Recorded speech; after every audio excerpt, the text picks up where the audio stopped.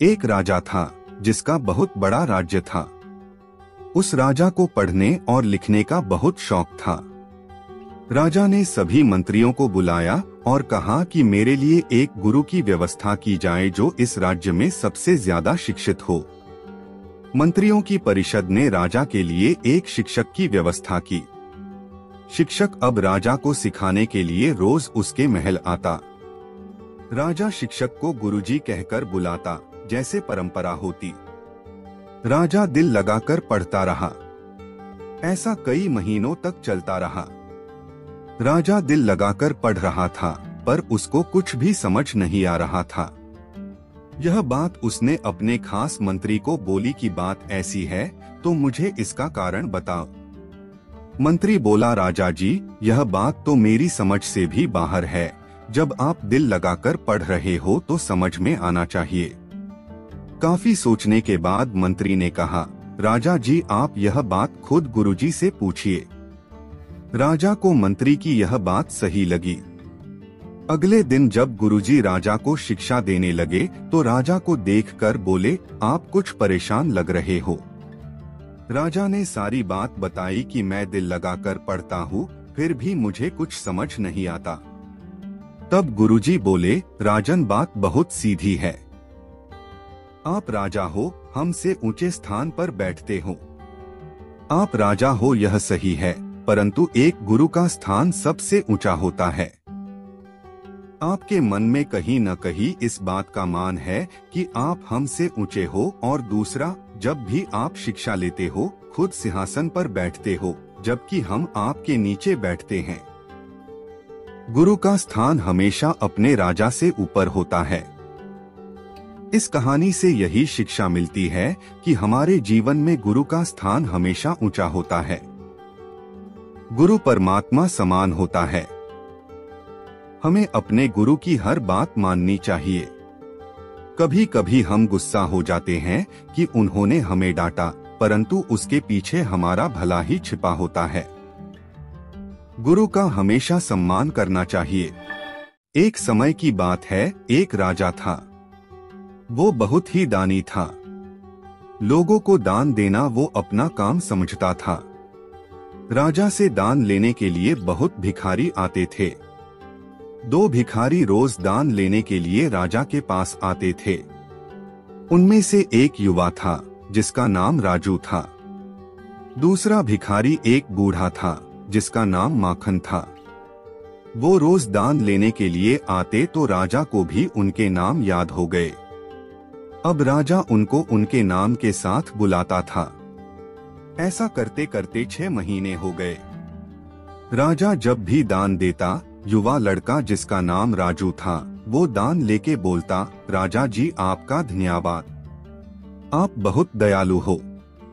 जब भी बूढ़ा आदमी जिसका नाम माखन था राजा से दान लेता तो वो परमात्मा का धन्यवाद करता, बोलता, आप महान हो परमात्मा जो इस गरीब पर कृपा करते हो। राजा सोचता, यह कभी तो मेरा शुक्रिया अदा करेगा। बहुत दिन निकल गए। अब राजा को गुस्सा आने लग गया। राजा सोचता, दान मुझसे लेता है और शुक्रिया परमात्मा का करता है। एक दिन गुस्से में आकर राजा ने उस बूढ़े आदमी से कहा, दान मुझसे लेते हो तो मेरा शुक्रिया करो, परमात्मा का नहीं। बूढ़ा आदमी बोला, राजा जी, परमात्मा ही सबको देता है। अब राजा ने सोच लिया कि इसके मुख से अपना शुक्रिया करवा के ही रहेगा। अब राजा रोज ऐसा करता जिससे उस युवा लड़के को ज्यादा धन मिले और उस बूढ़े आदमी को कम। परंतु होता उल्टा ही। एक दिन राजा ने उस युवा लड़के को एक तरबूज दिया और उस बूढ़े आदमी को पैसे। रामू सोचता रहा कि मैं इस तरबूज का क्या करूँगा। उसने वो बेच दिया और पैसे लेकर घर चला गया। दूसरी तरफ वो बूढ़ा आदमी आया और उसने सोचा, चलो तरबूज लेके चलते हैं। उसको वही तरबूज मिला जो राजू बेच के गया था।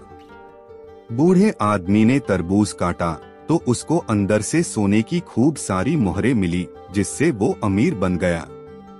अगले दिन राजा ने देखा कि सिर्फ राजू ही भीख के लिए आया है। राजा ने इसका कारण पूछा तो राजू ने बताया कि राजा जी, कल उसने एक तरबूज बाजार से लिया था। काटने पर उसको अंदर से सोने की खूब सारी मोहरें मिली, जिससे वो अमीर बन गया। अब उसको भीख मांगने की जरूरत नहीं। राजा सब कुछ समझ गया। अब राजा की समझ में भी आ गया कि देने वाला परमात्मा ही होता है। उन्होंने ने कोशिश की थी कि राजू अमीर बन जाए, परंतु हर बार उल्टा ही हो जाता। हमें भी यही सीखने को मिलता है कि जो कुछ भी हमें मिलता है वो परमात्मा ही देता है। हमें उसका शुक्रिया अदा करना चाहिए, क्योंकि जो हमें मिला बहुतों को वो भी नहीं मिला। एक गुरुकुल में बहुत सारे बच्चे पढ़ते थे। वो अपनी शिक्षा बहुत अच्छे से ले रहे थे। ऐसे करते करते उनकी शिक्षा संपूर्ण हो गई। उनके जाने के एक दिन पहले उनके गुरुजी ने सभी बच्चों को अपने पास बुलाया। गुरुजी ने कहा, बच्चों, आप सभी ने बहुत अच्छे से शिक्षा ली। कल आप सबका जाने का दिन है, परंतु मैं चाहता हूं कि आप सब एक अंतिम परीक्षा दें।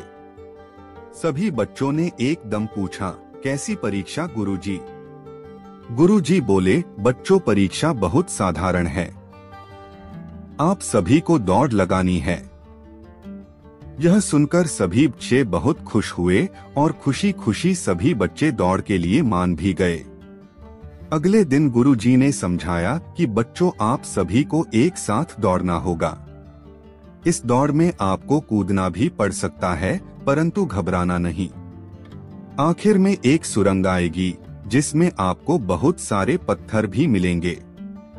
वो आप पर निर्भर करेगा कि आप उस रास्ते को कैसे पार करते हो।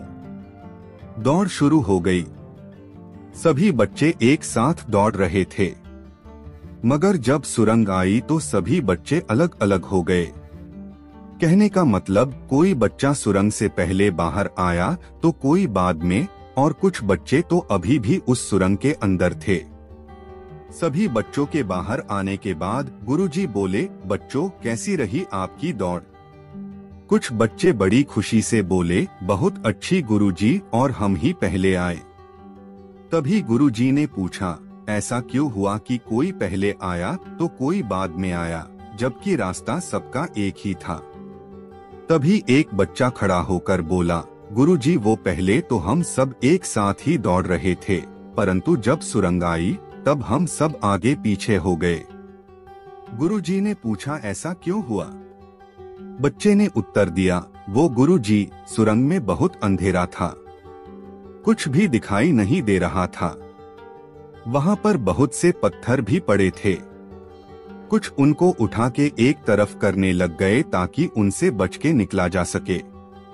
कुछ ऐसे ही चले जा रहे थे और कुछ पत्थरों को उठाकर अपनी जेब में डाल रहे थे ताकि किसी और को चोट न लगे। इसी चक्कर में सब आगे पीछे हो गए। अब गुरुजी ने बोलना शुरू किया और कहा, वो बच्चे आगे आ जाएं जिसने वो पत्थर उठाकर अपनी जेब में डाले। वो सब बच्चे आगे आ गए। गुरुजी ने कहा, अब अपनी अपनी जेब से वो पत्थर निकालकर मुझे दिखाओ। बच्चों ने अपनी जेब से पत्थर निकाले तो सब आश्चर्यजनक रह गए और देखा कि वो पत्थर नहीं बल्कि कीमती हीरे थे। गुरुजी ने कहा, बच्चों, यह आपकी परोपकारी का इनाम है, क्योंकि आपने दौड़ के साथ दूसरे लोगों के बारे में भी सोचा कि उनको कोई नुकसान न पहुंचे। आजकल सभी को आगे निकलना होता है। आगे निकलने की दौड़ में हम सही गलत सब कुछ भूल जाते हैं, लेकिन सही शब्दों में सफल इंसान वही होता है जो आगे निकलने के लिए कभी भी किसी का बुरा नहीं सोचता और दूसरे के भले के बारे में पहले सोचता है। यही असल शब्दों में सफलता होगी। एक गांव था जो जंगल के बिल्कुल पास था।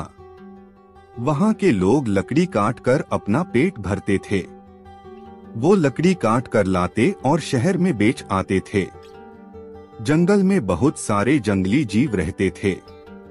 वहां के लोग जब लकड़ी काटने के लिए जाते तो बहुत बार वो जंगली जानवरों का शिकार बन जाते। इन सब से बचने के लिए उन्होंने पेड़ पर चढ़ना सीखा। वो हर रोज पेड़ पर चढ़ने की कोशिश करते। कभी चढ़ने में सफल हो जाते तो कभी गिर जाते। उस गांव में एक बाबा रहते थे जो इस काम में माहिर थे। सभी उनके पास गए और वो सिखाने के लिए मान गए। अब बाबा उनको हर रोज पेड़ पर चढ़ना सिखाते। एक दिन ऐसा आया जब सभी युवा पेड़ पर चढ़ना सीख गए। आखिर में उनके अभ्यास का आखिरी दिन आ गया। बाबा ने बोला, चलो आज मैं तुम सबकी परीक्षा लेता हूँ। सभी परीक्षा देने के लिए मान गए। अब पहला युवक आया और पेड़ पर जल्दी जल्दी से चढ़ा। वो आधा नीचे आ गया, तभी बाबा बोले, बेटा संभल के नीचे आना। इसी तरह दूसरा युवक जल्दी जल्दी ऊपर चढ़ा और जब बिल्कुल नीचे आ ही गया तो बाबा जी बोले, बेटा संभल कर। फिर तीसरा युवक चढ़ा तो जब वो भी नीचे आने ही लगा तो बाबा बोले, संभल कर बेटा। इसी तरह बाबा ने सबको कहा। सभी हैरान थे कि जब ऊपर जा रहे होते तब बाबा को यह बात बोलनी चाहिए थी, परंतु जब हम नीचे आने ही वाले होते तो क्यों बोलते बाबा जी। किसी की पूछने की हिम्मत नहीं थी। तभी एक युवा बोला, बाबा आपकी एक बात समझ नहीं आई। बाबा ने पूछा, क्या बेटा? युवा बोला, बाबा जब हम पेड़ से नीचे उतरने वाले होते आप तब बोलते संभल कर उतरना, जबकि वहाँ तो हम आराम से नीचे आ सकते। बाबा ने ध्यान से बात सुनी और फिर कहा, बेटा इसका कारण यह है कि जब आप ऊपर जा रहे होते तो खुद ही सावधान होते हो, परंतु गलती तब होती है जब हम अपनी मंजिल के बिल्कुल पास पहुंच जाते हैं। उस समय आप बेफिक्र हो जाते हो कि अब तो कोई रिस्क ही नहीं, जबकि रिस्क उसी समय होता है। सभी बाबा की बात से सहमत थे। इस कहानी से हमें यह सीखने को मिलता है कि गलती तब ही होती है जब हम अपनी मंजिल के बिल्कुल पास होते हैं, क्योंकि उस समय लगता है कि यह तो हम बड़े आराम के साथ कर लेंगे, लेकिन तब हम अपने लक्ष्य से ध्यान हटा लेते हैं, जिसका परिणाम हमें बहुत दुख देता है। एक गरीब आदमी अपनी गरीबी से इतना नाखुश था कि उसने निकट के नदी में अपने जीवन को समाप्त करने के बारे में सोचा। जब वो व्यक्ति नदी के पास गया, वहाँ नदी के किनारे पर एक साधु महाराज थे। उन्होंने उसे ऐसा करने से रोक दिया। साधु ने उस व्यक्ति से जीवन खत्म करने का कारण पूछा तो उस आदमी ने सारी बात साधु महाराज को बताई। आदमी की परेशानियों को सुनकर साधु महाराज ने उसे बताया कि मेरे पास एक उपाय है। मेरे पास एक ऐसा जादुई जग है जो तुम्हारी सभी इच्छाओं को पूरा करेगा, लेकिन जब भी यह जग टूट जाएगा उसी समय तुमसे सब कुछ छिन जाएगा और फिर सब कुछ गायब हो जाएगा। साधु ने कहा कि यदि तुम मेरी 2 साल तक सेवा करते हो तो मैं वो जग तुम्हें दे दूंगा, और यदि तुम मेरी सेवा 4 साल तक करते हैं तो मैं तुमको वो जग बनाने के लिए मंत्र भी सिखा दूंगा। आदमी साधु महाराज को कहता है, मैं केवल 3 साल की सेवा करना चाहता हूँ, फिर मुझे वो जग देना, मैं उसको संभाल कर रखूंगा और उसे टूटने नहीं दूंगा। 2 साल की सेवा करने के बाद आदमी को वो जग मिल जाता है और वह खुशी से अपने घर जाता है। इस तरह उसने उस जादुई जग के साथ अपनी सारी इच्छाओं को पूरा करना शुरू कर दिया। सबसे पहले उसने खुद के लिए एक सुंदर महल और उसके बाद पैसे मांगे। इस तरह उसके आसपास के गांवों और शहरों में चर्चा शुरू हो गई। अब वो उन सभी को खाने के लिए बुलाता और उनसे अच्छा व्यवहार करता, परंतु अब उसने शराब पीनी शुरू कर दी। एक दिन उसने शराब पीकर वो जग सिर पर रख लिया और नाचना शुरू कर दिया। अचानक वह जग उसके सिर से गिर गया और टूट गया। जग के टूटने के बाद सब कुछ गायब हो गया। अब आदमी ने पश्चाताप करना शुरू कर दिया और कहा, काश मैंने शराब न पी होती, थोड़ा वक्त और रुककर महाराज जी से वो जग बनाने की तरकीब सीख ली होती। इससे हमें यह शिक्षा मिलती है कि हमें कोई भी काम करने के लिए जल्दबाजी नहीं करनी चाहिए। पहले उसके बारे में अच्छी तरह से ज्ञान लेना चाहिए, फिर ही काम शुरू करना चाहिए। एक लड़का सुबह सुबह तालाब के किनारे दौड़ने को जाया करता था। आते जाते वो एक बूढ़ी महिला को देखता था। वो बूढ़ी महिला हर रोज तालाब के किनारे छोटे छोटे कछुओं की पीठ को साफ किया करती थी। लड़का यह सब हर रोज देखता था। एक दिन उसने सोचा कि इसका क्या कारण हो सकता है। वो लड़का उस बूढ़ी महिला के पास गया और उनका अभिवादन किया। नमस्ते आंटी जी, मैं आपको हर रोज कछुओं की पीठ को साफ करते हुआ देखता हूँ। आप यह क्यों करती हो? बूढ़ी महिला ने बड़े प्यार से लड़के को देखा और बोला, बेटा, मैं यहाँ हर रविवार आती हूँ। मुझे इन कछुओं की पीठ को साफ करके अच्छा लगता है। अंदर से शांति का अनुभव होता है, क्योंकि इनकी पीठ पर जो कवच होता है उस पर कचरा जमता जाता है, जिसकी वजह से इनकी गर्मी पैदा करने की क्षमता कम हो जाती है। इसलिए इन कछुओं को तैरने में मुश्किल का सामना करना पड़ता है। अगर कुछ समय बाद तक अगर ऐसा ही रहे, इसको साफ ना किया जाए, तो ये कवच भी कमजोर हो जाते हैं, जिससे इनकी जिंदगी भी खतरे में पड़ जाती है। इसलिए मैं इन कवच को हर रविवार साफ करने आती हूँ। यह सुनकर लड़का बड़ा हैरान हुआ। उसने फिर एक जाना पहचाना सा सवाल किया और बोला, बेशक आप बहुत अच्छा काम कर रहे हैं, लेकिन फिर भी एक बात सोचिए कि इन जैसे कितने कछुए हैं जो इनसे भी बुरी हालत में हैं। जबकि आप सभी के लिए ये नहीं कर सकते, तो उनका क्या? क्योंकि आपके अकेले के बदलने से तो कोई बड़ा बदलाव नहीं आएगा। बूढ़ी महिला मुस्कुराई और बोली, भले ही मेरे ऐसा करने से दुनिया में कोई बड़ा बदलाव नहीं आएगा, लेकिन सोचो इस एक कछुए की तो पूरी दुनिया ही बदल जाएगी। इसके लिए तो ये बहुत बड़ी बात होगी। बस यही सोचकर मुझे खुशी और सुकून मिल जाता है कि मैं दुनिया को तो नहीं बदल सकती, लेकिन मैंने किसी की दुनिया तो बदल दी। आपके अकेले आगे बढ़कर कुछ करने से इस दुनिया में कोई बहुत बड़ा बदलाव न आए, लेकिन ऐसा जरूर हो सकता है कि किसी एक की जिंदगी बदल जाए। सोचकर देखिए, आपकी वजह से किसी एक की जिंदगी बदल जाए तो आपको कितना सुकून और खुशी महसूस होगी। जैसे बूंद बूंद पानी से समुंदर बन जाता है, वैसे ही हजारों लोगों द्वारा किए गए छोटे छोटे प्रयास एक दिन इस समाज में बहुत बड़ा बदलाव ला सकते हैं। हमें भी इन छोटे छोटे बदलाव से ही शुरुआत करनी चाहिए और दूसरों को भी ऐसा करने के लिए प्रेरणा देनी चाहिए। एक बार असुरराज हिरण्यकशिपु विजय प्राप्ति के लिए तपस्या में लीन था। मौका देखकर देवताओं ने उसके राज्य पर कब्जा कर लिया। उसकी गर्भवती पत्नी को ब्रह्मर्षि नारद अपने आश्रम में ले आए। वे उसे प्रतिदिन धर्म और विष्णु महिमा के बारे में बताते। यह ज्ञान गर्भ में पल रहे पुत्र प्रहलाद ने भी प्राप्त किया। बाद में असुरराज ने ब्रह्मा के वरदान से तीनों लोकों पर विजय प्राप्त कर ली तो रानी उसके पास आ गई। वहां प्रहलाद का जन्म हुआ। बाल्यावस्था में पहुंचकर प्रहलाद ने विष्णु भक्ति शुरू कर दी। इससे क्रोधित होकर हिरण्यकशिपु ने अपने गुरु को बुलाकर कहा कि ऐसा कुछ करो कि यह विष्णु का नाम रटना बंद कर दे। गुरु ने बहुत कोशिश की, किंतु वे असफल रहे। तब असुरराज ने अपने पुत्र की हत्या का आदेश दे दिया।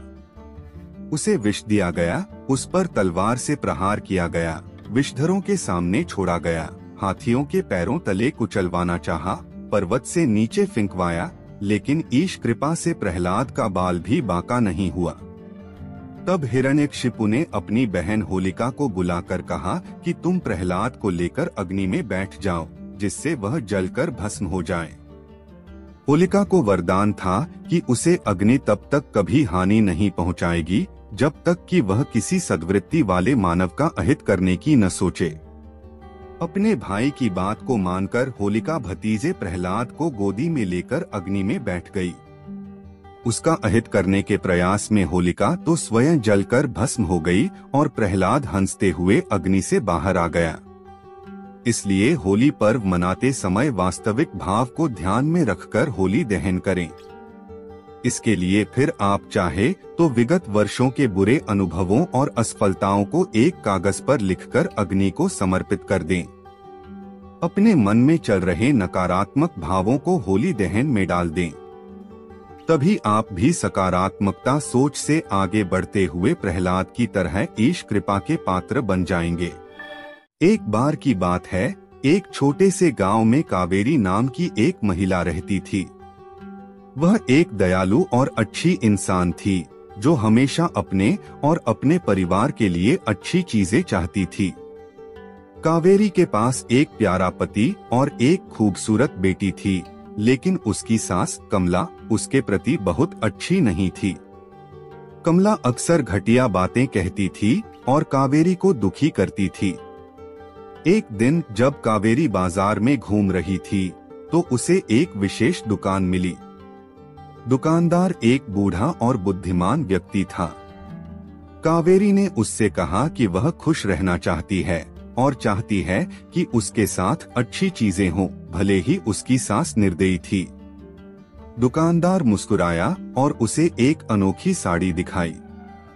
उन्होंने कहा कि यह एक अनोखी साड़ी है और यह उसके जीवन में सौभाग्य और खुशियां लाएगा। कावेरी ने वह अनोखी साड़ी खरीदने का फैसला किया और तुरंत उसे घर जाकर पहन लिया।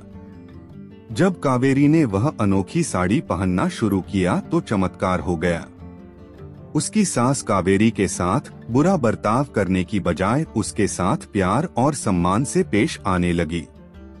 कावेरी बहुत खुश थी क्योंकि उसकी सास उसकी सबसे बड़ी समर्थक और सबसे अच्छी दोस्त बन गई थी।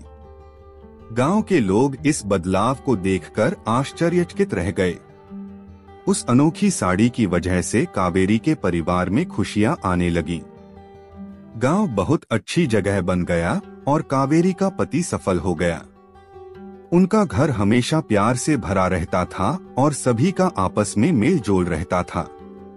कावेरी की बेटी एक प्यारे और देखभाल करने वाले घर में बड़ी हुई और वह बहुत खुश थी। अनोखी साड़ी की कहानी दूर दूर तक फैल गई और लोगों को दया और क्षमा का महत्व सिखाया। कावेरी बहादुरी का प्रतीक बन गई और उसने सभी को दिखाया कि दयालु होने से बड़ा बदलाव आ सकता है, चाहे चीजें कितनी भी कठिन क्यों न लगे। इस तरह उस अनोखी साड़ी के साथ मिलने वाली अच्छी चीजों का आनंद लेते हुए गांव हमेशा खुशहाल रहने लगा।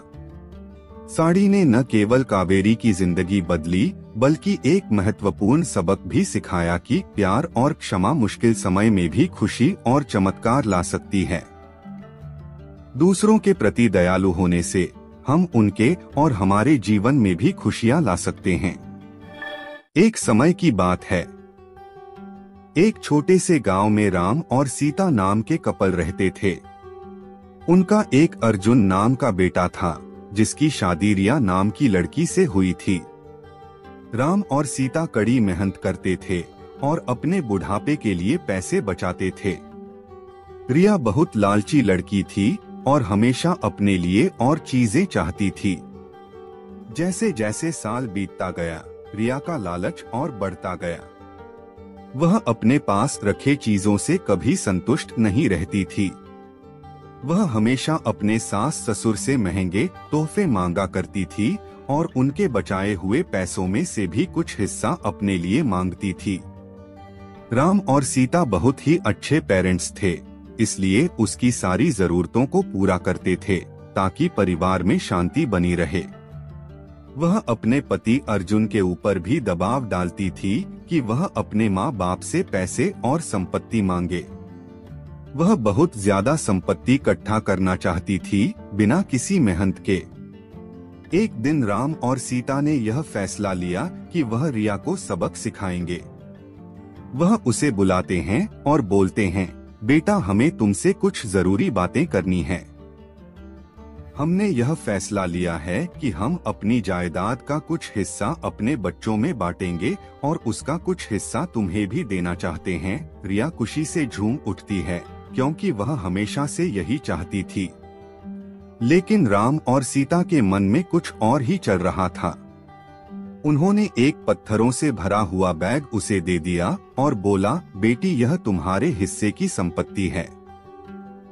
रिया उस बैग को देखकर गुस्सा हो गई। उसने उस पत्थर से भरे हुए बैग को जमीन पर फेंका और जोर से चिल्लाते हुए बोली, मेरा मजाक उड़ाने की तुम्हारी हिम्मत कैसे हुई? मुझे पैसे चाहिए, ये पत्थर नहीं। राम और सीता ने शांत तरीके से उसे समझाया और बोले, रिया, सच्ची संपत्ति सिर्फ पैसे और चीजों के बारे में नहीं है। यह प्यार, दया और जो कुछ भी तुम्हारे पास है उसके लिए आभारी होने के बारे में है। हमने हमेशा तुमसे प्यार किया है और तुम्हारी देखभाल की है और यह पैसों से भी अधिक कीमती है। रिया को एहसास हुआ कि वह लालच में कितनी अंधी हो गई थी। उसको अपने किए गए बर्ताव के लिए पछतावा होने लगता है। उसने अपने सास और ससुर से माफी मांगी और अपने तरीके बदलने का वादा किया। उस दिन के बाद से उसमें बदलाव आया और वह एक अच्छी बहू बन गई। रिया के बदलाव की बात पूरे गांव में फैल गई और सभी ने एक बेहतर इंसान बनने के लिए उसकी प्रशंसा की। रिया अपने परिवार का ख्याल रखते हुए और उनके बीच मिले प्यार के लिए आभारी होकर हमेशा खुश रहने लगी। सच्चा धन प्यार, दया और जो हमारे पास है उसके लिए आभारी होने से आता है, न कि हमेशा और अधिक चीजों की चाह रखने से। एक समय की बात है, एक बड़े से महल में एक राजा रहता था। वह बहुत लालची था। उसके पास बहुत सारे पैसे होने के बावजूद वह उससे संतुष्ट नहीं था। एक दिन एक बूढ़ा आदमी राजा के महल में आता है। वह राजा को एक अनोखा हीरा दिखाता है और कहता है कि इस हीरे से तुम जो कुछ भी मांगोगे वह तुम्हें मिल जाएगा। लेकिन उसने राजा को चेतावनी दी कि हर इच्छा की एक कीमत होगी। राजा बहुत खुश हो जाता है और हीरे को अपने पास रख लेता है। वह अपनी पहली इच्छा मांगता है कि उसे ढेर सारे सोने के सिक्के मिल जाएं। अचानक से उसका कमरा सोने के सिक्कों से भर जाता है। लेकिन राजा इतने में भी संतुष्ट नहीं होता है, उसे और सोना चाहिए होता है। वह और इच्छा मांगता है कि उसे गहने, जमीन और खजाने चाहिए। उसे वह सब भी मिल जाता है। जैसे जैसे राजा का लालच बढ़ता जा रहा था, वैसे वैसे उसके राज्य के लोगों को भुगतना पड़ रहा था। वह सब गरीब हो गए, उनकी जमीन बंजर हो गई, क्योंकि हीरे से मांगी गई इच्छाओं की कीमत उसके राज्य के लोगों को चुकाना पड़ रहा था। लोग गिड़गिड़ाते रहे राजा के सामने कि वह रुक जाए, लेकिन राजा ने उनकी एक न सुनी। एक रात जब राजा सो रहा था, तब उनके पिताजी सपने में आते हैं और बोलते हैं, यह लालच उन सब चीजों को बर्बाद कर देगा जिनसे तुम प्यार करते हो। राजा की नींद खुलती है और उसे अपनी गलती का एहसास होता है। राजा ने सभी लोगों को एक साथ बुलाया और अपने आप को बदलने का वादा किया। उसने अपने धन का उपयोग लोगों की मदद करने और राज्य को बेहतर बनाने के लिए किया। राज्य फिर से सुखी और समृद्ध हो गया। उस दिन से राजा ने सीखा कि लालची होने से केवल दुख मिलता है, लेकिन दयालु होने और दूसरों की मदद करने से सभी को खुशी मिलती है। लालच दुख और विनाश ला सकता है, जबकि दया और निस्वार्थता सुख और समृद्धि लाती है।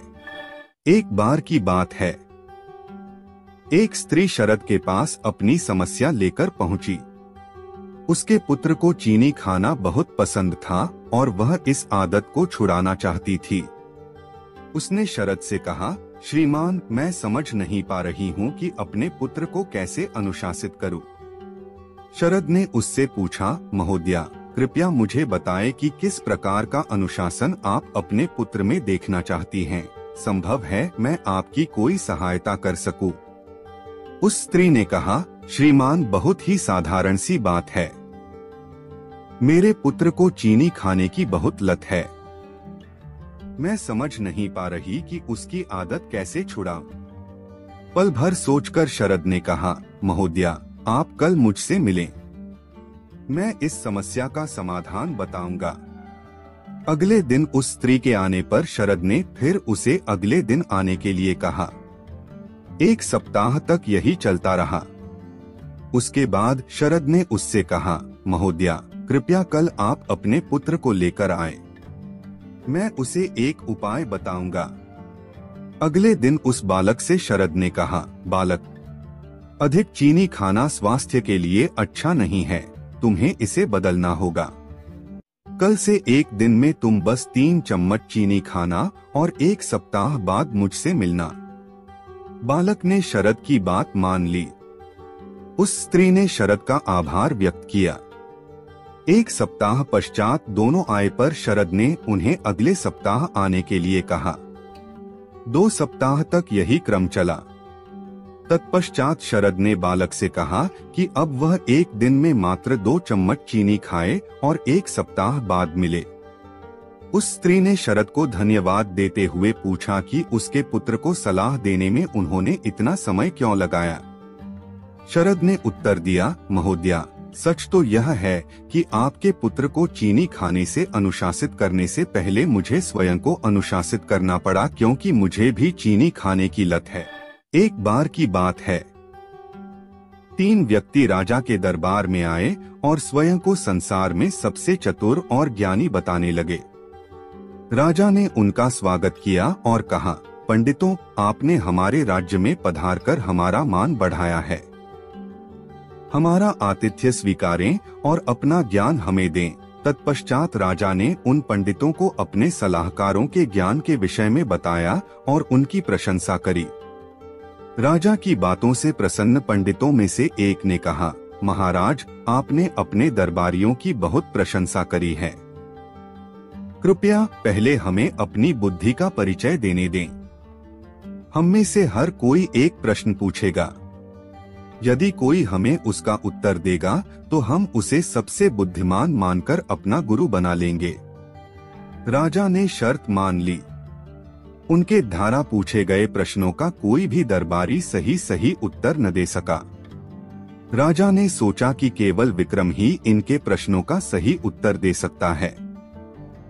उन्होंने तुरंत दूत भेजकर विक्रम को बुलवाया।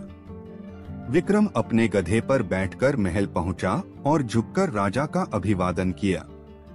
राजा ने विक्रम का परिचय पंडितों से करवाकर कहा, श्रीमान विक्रम के समक्ष अब आप लोग अपना प्रश्न रखें। मुझे पूरा विश्वास है कि आप लोगों को सही उत्तर अवश्य मिलेगा। एक ने विक्रम से पूछा, धरती का बीचों बीच मध्य कहाँ पर है? विक्रम प्रश्न पूछने वाले की चतुराई तुरंत समझ गया। उसने अपने गधे को दिखाते हुए कहा, जहाँ मेरे गधे का पैर है वहीं धरती का मध्य है। आप यह कैसे कह सकते हैं? उस व्यक्ति ने पूछा। विक्रम ने उत्तर दिया, यदि आपको कोई शंका है तो आप नापकर देख लें कि बीचों बीच कहाँ आता है। दूसरे पंडित ने आकर पूछा, विक्रम बताओ तो हमारे सिर के ऊपर आसमान में कितने तारे हैं? विक्रम ने शांतिपूर्वक कहा, मेरे गधे के बाल जितने तारे हैं। तुम्हें कैसे मालूम? पंडित ने पूछा। विक्रम ने उत्तर दिया, श्रीमान यदि आपको कोई शंका हो तो गिन लीजिए। तीसरे पंडित ने आकर विक्रम से पूछा, बताओ मेरी दाढ़ी में कितने बाल हैं? विक्रम ने उत्तर दिया, ठीक उतने ही जितने मेरे गधे की पूंछ में हैं।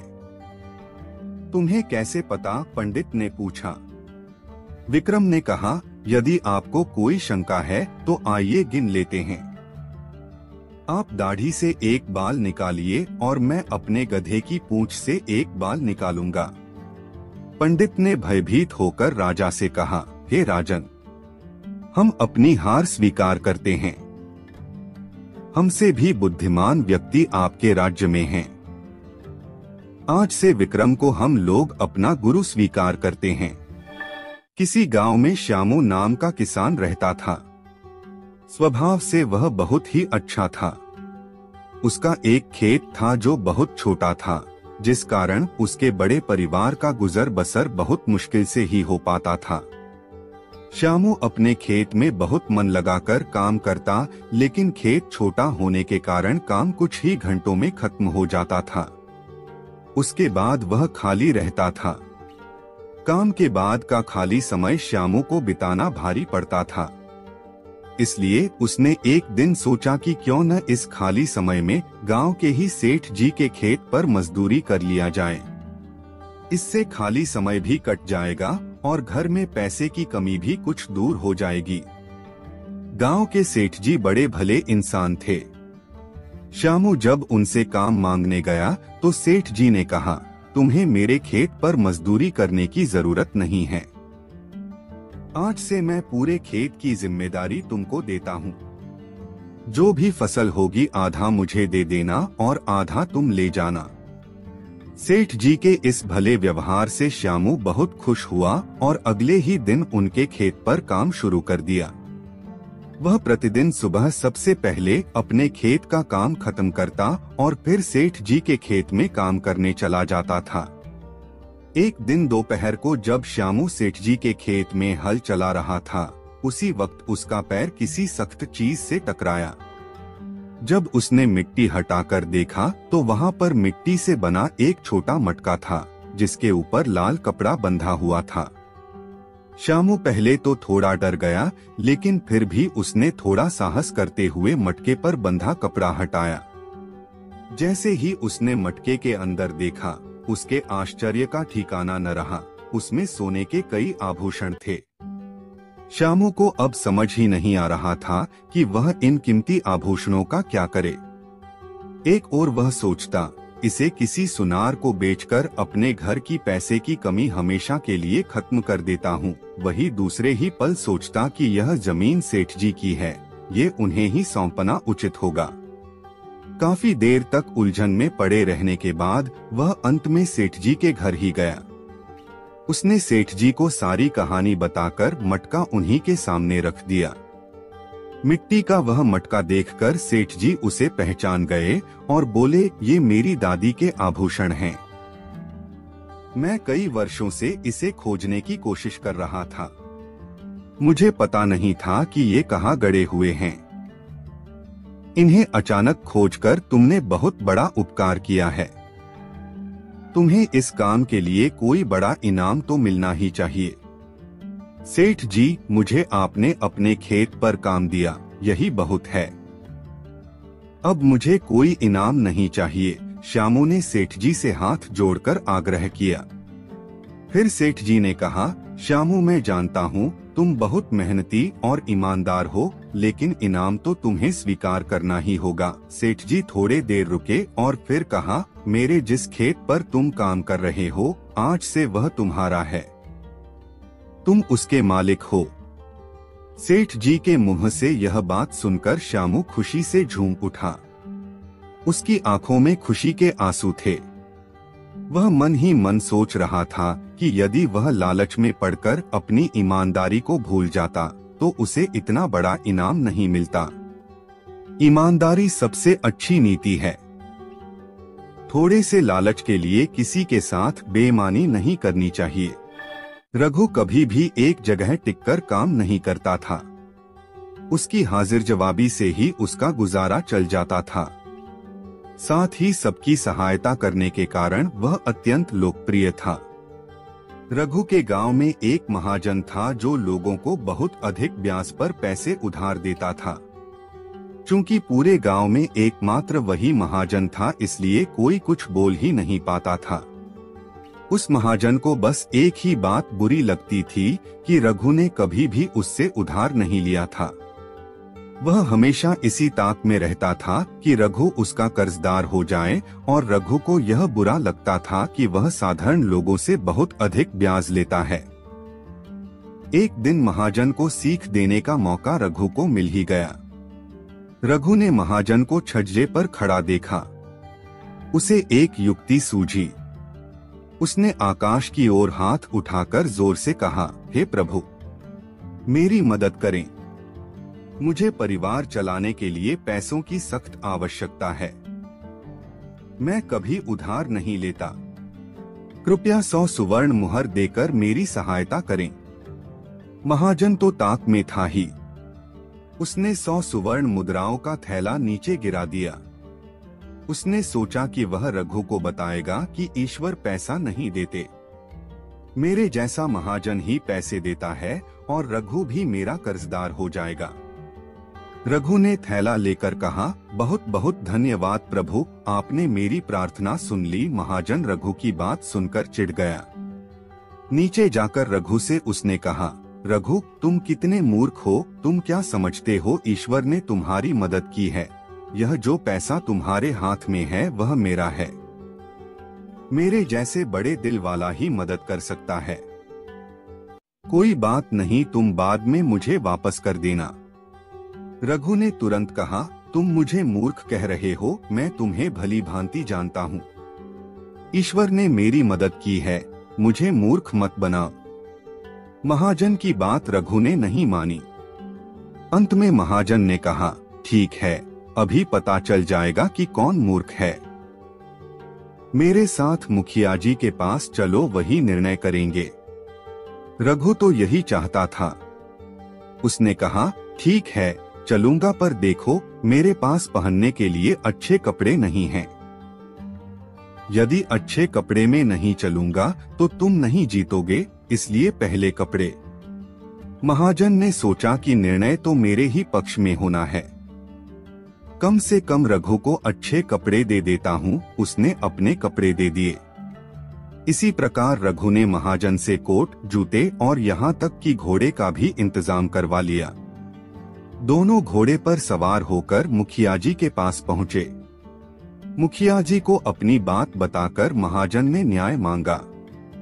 मुखिया जी ने बारी बारी से दोनों को देखा और फिर रघु से बोला, तुम्हें कुछ कहना है क्या? रघु ने कहा, हुजूर इस व्यक्ति की बुद्धि खराब हो गई है। जो कुछ भी मेरे पास है उसे यह अपना बताता है।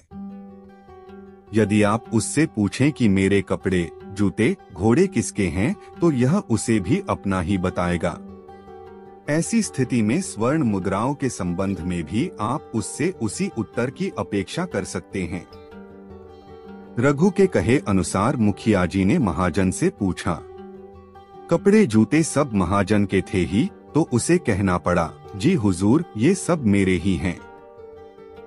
मुखिया जी ने रघु के पक्ष में अपना निर्णय दिया और अपनी मूर्खता के लिए महाजन स्वयं को दोष देता हुआ चला गया। एक बार सुशील के गांव में मेला लगा। कई महीनों से सुशील को इस मेले में जाने का मन था।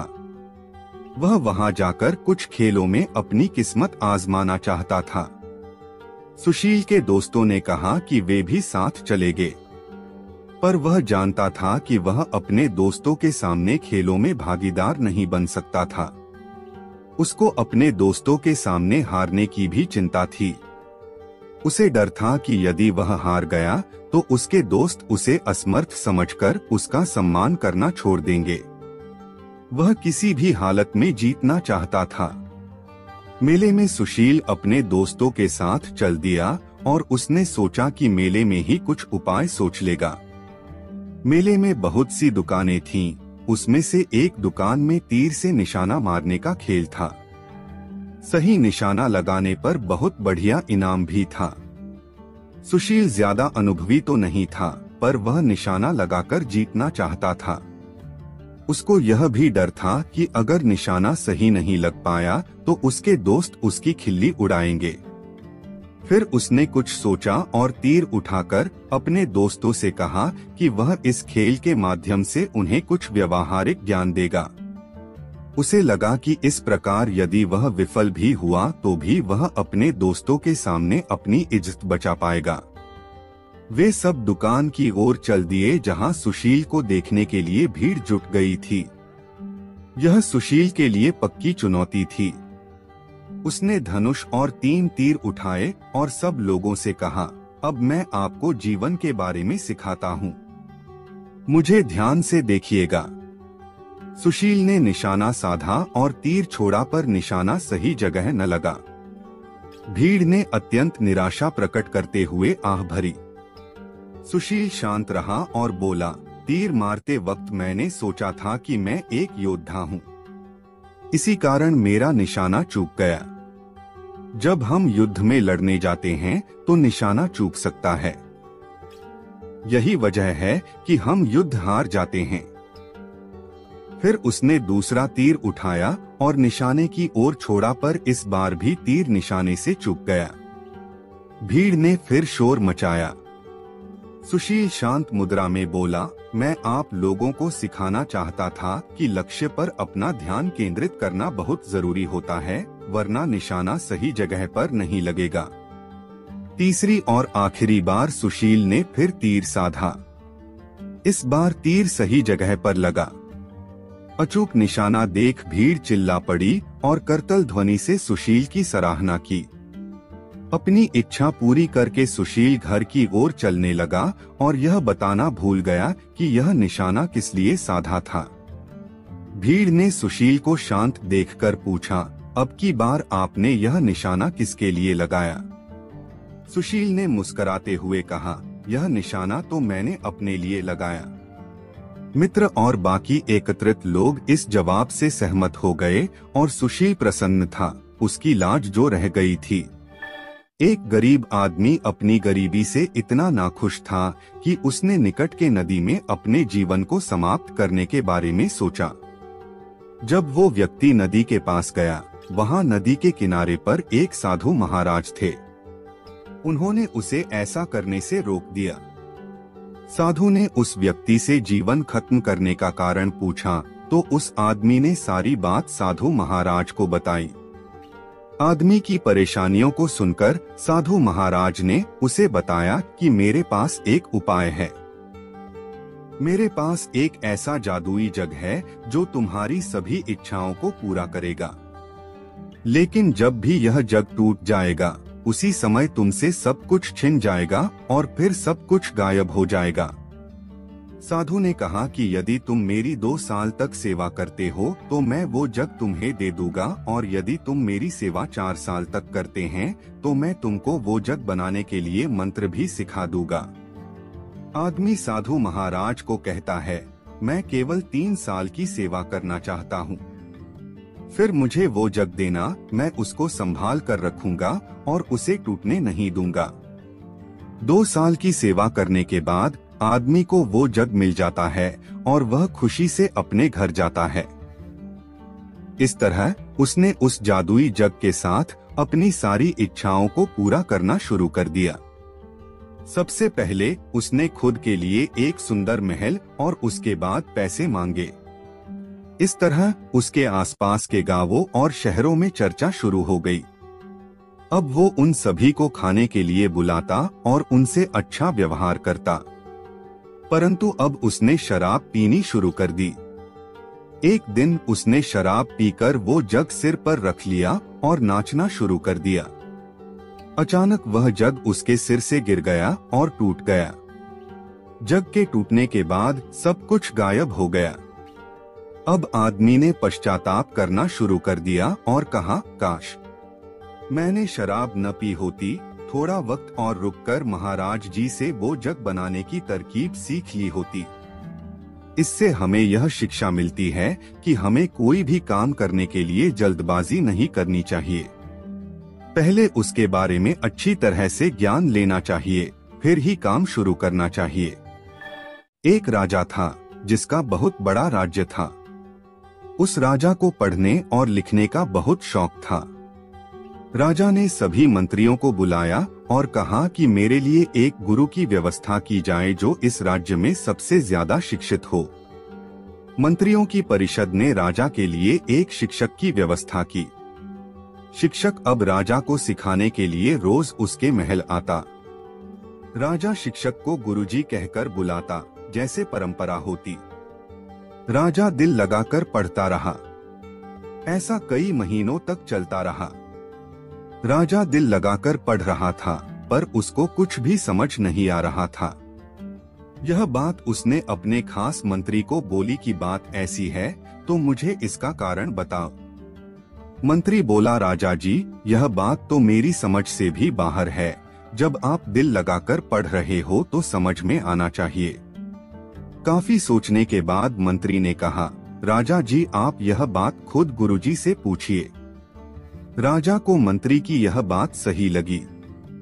अगले दिन जब गुरुजी राजा को शिक्षा देने लगे तो राजा को देखकर बोले, आप कुछ परेशान लग रहे हो। राजा ने सारी बात बताई कि मैं दिल लगाकर पढ़ता हूँ, फिर भी मुझे कुछ समझ नहीं आता।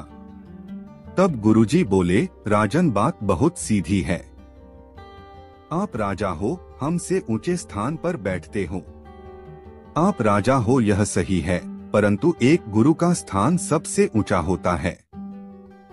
आपके मन में कहीं न कहीं इस बात का मान है कि आप हमसे ऊंचे हो, और दूसरा, जब भी आप शिक्षा लेते हो खुद सिंहासन पर बैठते हो, जबकि हम आपके नीचे बैठते हैं।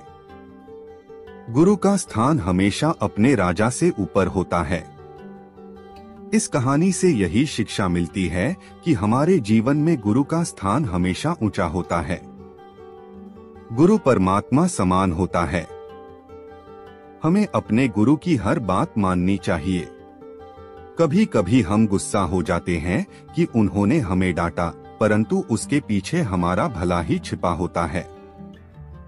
गुरु का हमेशा सम्मान करना चाहिए। एक गुरुकुल में बहुत सारे बच्चे पढ़ते थे। वो अपनी शिक्षा बहुत अच्छे से ले रहे थे। ऐसे करते करते उनकी शिक्षा संपूर्ण हो गई। उनके जाने के एक दिन पहले उनके गुरुजी ने सभी बच्चों को अपने पास बुलाया। गुरुजी ने कहा, बच्चों, आप सभी ने बहुत अच्छे से शिक्षा ली। कल आप सबका जाने का दिन है, परंतु मैं चाहता हूं कि आप सब एक अंतिम परीक्षा दें। सभी बच्चों ने एकदम पूछा, कैसी परीक्षा गुरुजी? गुरुजी बोले, बच्चों, परीक्षा बहुत साधारण है। आप सभी को दौड़ लगानी है। यह सुनकर सभी बच्चे बहुत खुश हुए और खुशी खुशी सभी बच्चे दौड़ के लिए मान भी गए। अगले दिन गुरुजी ने समझाया कि बच्चों, आप सभी को एक साथ दौड़ना होगा। इस दौड़ में आपको कूदना भी पड़ सकता है, परंतु घबराना नहीं। आखिर में एक सुरंग आएगी जिसमें आपको बहुत सारे पत्थर भी मिलेंगे। वो आप पर निर्भर करेगा कि आप उस रास्ते को कैसे पार करते हो। दौड़ शुरू हो गई। सभी बच्चे एक साथ दौड़ रहे थे, मगर जब सुरंग आई तो सभी बच्चे अलग अलग हो गए। कहने का मतलब, कोई बच्चा सुरंग से पहले बाहर आया तो कोई बाद में, और कुछ बच्चे तो अभी भी उस सुरंग के अंदर थे। सभी बच्चों के बाहर आने के बाद गुरुजी बोले, बच्चों, कैसी रही आपकी दौड़? कुछ बच्चे बड़ी खुशी से बोले, बहुत अच्छी गुरुजी, और हम ही पहले आए।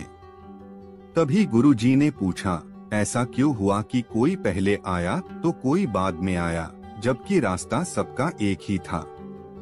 तभी एक बच्चा खड़ा होकर बोला, गुरुजी, वो पहले तो हम सब एक साथ ही दौड़ रहे थे, परंतु जब सुरंग आई तब हम सब आगे पीछे हो गए।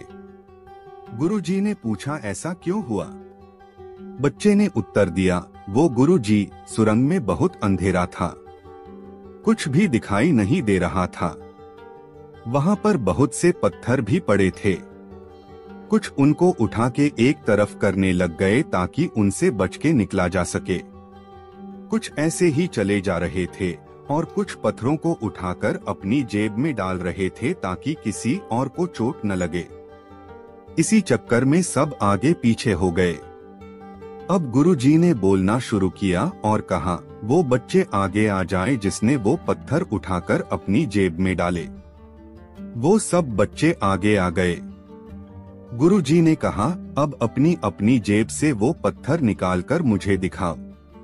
बच्चों ने अपनी जेब से पत्थर निकाले तो सब आश्चर्यजनक रह गए और देखा कि वो पत्थर नहीं बल्कि कीमती हीरे थे। गुरुजी ने कहा, बच्चों, यह आपकी परोपकारी का इनाम है, क्योंकि आपने दौड़ के साथ दूसरे लोगों के बारे में भी सोचा कि उनको कोई नुकसान न पहुंचे। आजकल सभी को आगे निकलना होता है। आगे निकलने की दौड़ में हम सही गलत सब कुछ भूल जाते हैं, लेकिन सही शब्दों में सफल इंसान वही होता है जो आगे निकलने के लिए कभी भी किसी का बुरा नहीं सोचता और दूसरे के भले के बारे में पहले सोचता है। यही असल शब्दों में सफलता होगी। एक गांव था जो जंगल के बिल्कुल पास था। वहां के लोग लकड़ी काट कर अपना पेट भरते थे। वो लकड़ी काट कर लाते और शहर में बेच आते थे। जंगल में बहुत सारे जंगली जीव रहते थे।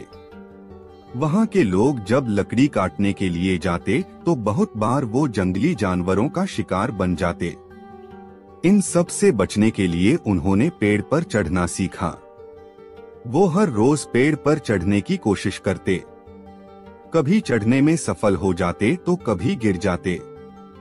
उस गांव में एक बाबा रहते थे जो इस काम में माहिर थे। सभी उनके पास गए और वो सिखाने के लिए मान गए। अब बाबा उनको हर रोज पेड़ पर चढ़ना सिखाते। एक दिन ऐसा आया जब सभी युवा पेड़ पर चढ़ना सीख गए। आखिर में उनके अभ्यास का आखिरी दिन आ गया। बाबा ने बोला, चलो आज मैं तुम सबकी परीक्षा लेता हूँ। सभी परीक्षा देने के लिए मान गए। अब पहला युवक आया और पेड़ पर जल्दी जल्दी से चढ़ा। वो आधा नीचे आ गया, तभी बाबा बोले, बेटा संभल के नीचे आना। इसी तरह दूसरा युवक जल्दी जल्दी ऊपर चढ़ा और जब बिल्कुल नीचे आ ही गया तो बाबा जी बोले, बेटा संभल कर। फिर तीसरा युवक चढ़ा तो जब वो भी नीचे आने ही लगा तो बाबा बोले, संभल कर बेटा। इसी तरह बाबा ने सबको कहा। सभी हैरान थे कि जब ऊपर जा रहे होते तब बाबा को यह बात बोलनी चाहिए थी, परंतु जब हम नीचे आने ही वाले होते तो क्यों बोलते बाबा जी। किसी की पूछने की हिम्मत नहीं थी। तभी एक युवा बोला, बाबा आपकी एक बात समझ नहीं आई। बाबा ने पूछा, क्या बेटा? युवा बोला, बाबा जब हम पेड़ से नीचे उतरने वाले होते आप तब बोलते संभल कर उतरना, जबकि वहाँ तो हम आराम से नीचे आ सकते। बाबा ने ध्यान से बात सुनी और फिर कहा, बेटा इसका कारण यह है कि जब आप ऊपर जा रहे होते तो खुद ही सावधान होते हो, परंतु गलती तब होती है जब हम अपनी मंजिल के बिल्कुल पास पहुंच जाते हैं। उस समय आप बेफिक्र हो जाते हो कि अब तो कोई रिस्क ही नहीं, जबकि रिस्क उसी समय होता है। सभी बाबा की बात से सहमत थे। इस कहानी से हमें यह सीखने को मिलता है कि गलती तब ही होती है जब हम अपनी मंजिल के बिल्कुल पास होते हैं, क्योंकि उस समय लगता है कि यह तो हम बड़े आराम के साथ कर लेंगे, लेकिन तब हम अपने लक्ष्य से ध्यान हटा लेते हैं, जिसका परिणाम हमें बहुत दुख देता है। एक समय की बात है, एक राजा था। वो बहुत ही दानी था। लोगों को दान देना वो अपना काम समझता था। राजा से दान लेने के लिए बहुत भिखारी आते थे। 2 भिखारी रोज दान लेने के लिए राजा के पास आते थे। उनमें से एक युवा था जिसका नाम राजू था। दूसरा भिखारी एक बूढ़ा था जिसका नाम माखन था। वो रोज दान लेने के लिए आते तो राजा को भी उनके नाम याद हो गए। अब राजा उनको उनके नाम के साथ बुलाता था। ऐसा करते करते 6 महीने हो गए। राजा जब भी दान देता, युवा लड़का जिसका नाम राजू था वो दान लेके बोलता, राजा जी आपका धन्यवाद, आप बहुत दयालु हो। जब भी बूढ़ा आदमी जिसका नाम माखन था राजा से दान लेता तो वो परमात्मा का धन्यवाद करता, बोलता, आप महान हो परमात्मा जो इस गरीब पर कृपा करते हो। राजा सोचता, यह कभी तो मेरा शुक्रिया अदा करेगा। बहुत दिन निकल गए। अब राजा को गुस्सा आने लग गया। राजा सोचता, दान मुझसे लेता है और शुक्रिया परमात्मा का करता है। एक दिन गुस्से में आकर राजा ने उस बूढ़े आदमी से कहा, दान मुझसे लेते हो तो मेरा शुक्रिया करो, परमात्मा का नहीं। बूढ़ा आदमी बोला, राजा जी परमात्मा ही सबको देता है। अब राजा ने सोच लिया कि इसके मुख से अपना शुक्रिया करवा के ही रहेगा। अब राजा रोज ऐसा करता। जिससे उस युवा लड़के को ज्यादा धन मिले और उस बूढ़े आदमी को कम। परंतु होता उल्टा ही। एक दिन राजा ने उस युवा लड़के को एक तरबूज दिया और उस बूढ़े आदमी को पैसे। रामू सोचता रहा कि मैं इस तरबूज का क्या करूँगा। उसने वो बेच दिया और पैसे लेकर घर चला गया। दूसरी तरफ वो बूढ़ा आदमी आया और उसने सोचा चलो तरबूज लेके चलते हैं। उसको वही तरबूज मिला जो राजू बेच के गया था। बूढ़े आदमी ने तरबूज काटा तो उसको अंदर से सोने की खूब सारी मोहरें मिली, जिससे वो अमीर बन गया। अगले दिन राजा ने देखा कि सिर्फ राजू ही भीख के लिए आया है। राजा ने इसका कारण पूछा तो राजू ने बताया कि राजा जी, कल उसने एक तरबूज बाजार से लिया था। काटने पर उसको अंदर से सोने की खूब सारी मोहरें मिली, जिससे वो अमीर बन गया। अब उसको भीख मांगने की जरूरत नहीं। राजा सब कुछ समझ गया। अब राजा की समझ में भी आ गया कि देने वाला परमात्मा ही होता है। उन्होंने कोशिश की थी कि राजू अमीर बन जाए, परंतु हर बार उल्टा ही हो जाता। हमें भी यही सीखने को मिलता है कि जो कुछ भी हमें मिलता है वो परमात्मा ही देता है। हमें उसका शुक्रिया अदा करना चाहिए, क्योंकि जो हमें मिला बहुतों को वो भी नहीं मिला। एक बार एक वैज्ञानिक ने शारीरिक बदलाव की क्षमता की जांच के लिए एक शोध किया।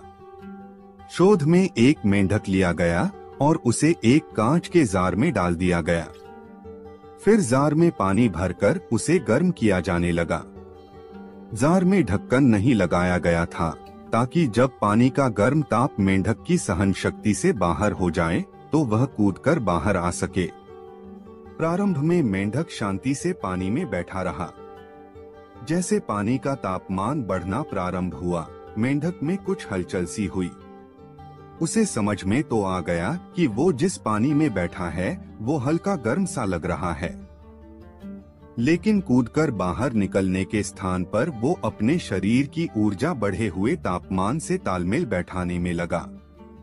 पानी थोड़ा और गर्म हुआ। मेंढक को पहले से अधिक बेचैनी महसूस हुई, लेकिन वह बेचैनी उसकी सहन शक्ति की सीमा के भीतर ही थी। इसलिए वह पानी से बाहर नहीं कूदा, बल्कि अपने शरीर की ऊर्जा उस गर्म पानी से तालमेल बैठाने में लगाने लगा। धीरे धीरे पानी और ज्यादा गर्म होता गया और मेंढक अपने शरीर की अधिक ऊर्जा पानी के बढ़े हुए तापमान से तालमेल बैठाने में लगाता रहा। जब पानी उबलने लगा तो मेंढक की जान पर बन आई। अब उसकी सहन शक्ति जवाब दे चुकी थी। उसने जार से बाहर कूदने के लिए अपने शरीर की शक्ति बटोरी, लेकिन वह पहले ही शरीर की समस्त ऊर्जा धीरे धीरे उबलते पानी से तालमेल बैठाने में लगा चुका था। अब उसके शरीर में जार से बाहर कूदने की ऊर्जा शेष नहीं थी। वह जार से बाहर कूदने में नाकाम रहा और उसी जार में मर गया। यदि समय रहते उसने अपने शरीर की ऊर्जा का प्रयोग जार से बाहर कूदने में किया होता तो वह जीवित होता। हमारे जीवन में भी ऐसा होता है।